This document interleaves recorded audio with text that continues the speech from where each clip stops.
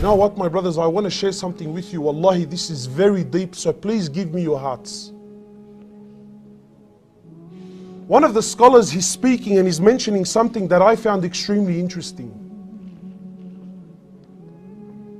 And he poses this, so think with me.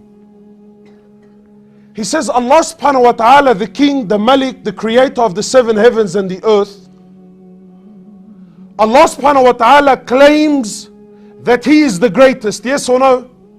Of course, subhanahu wa ta'ala, and He is.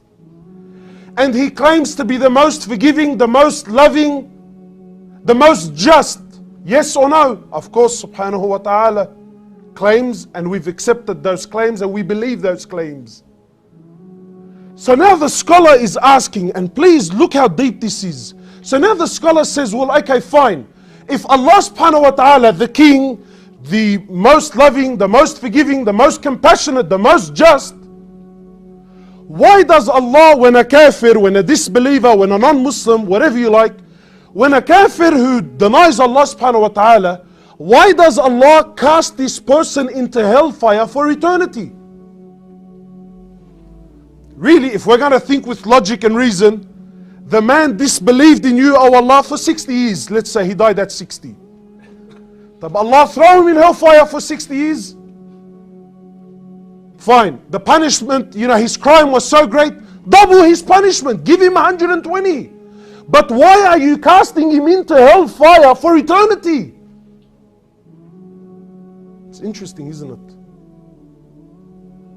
And the opposite is true. Ya Allah, this person was a believer for 50, 60 years. He prayed, he worshipped you for 50, 60 years.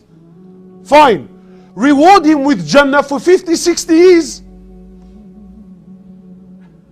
Double it. Give him 100 years of Jannah for his 50 years of living and ibadah.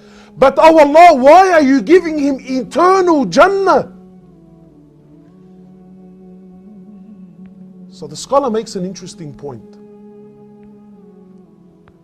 And wallahi, for those who have hearts will understand that these words are very, very heavy. He says, because when Allah took the life of the kafir, He took it at such a moment in his life that had this person lived for eternity, he was going to always live on kufr. And when Allah took the life of the believer, He took his life at such a point in time that had this Muslim lived for eternity, he was going to always live with Iman in his heart. That's why Allah gives him eternal Jannah, and that's why Allah Azza wa Jal gave this person eternal punishment in hellfire.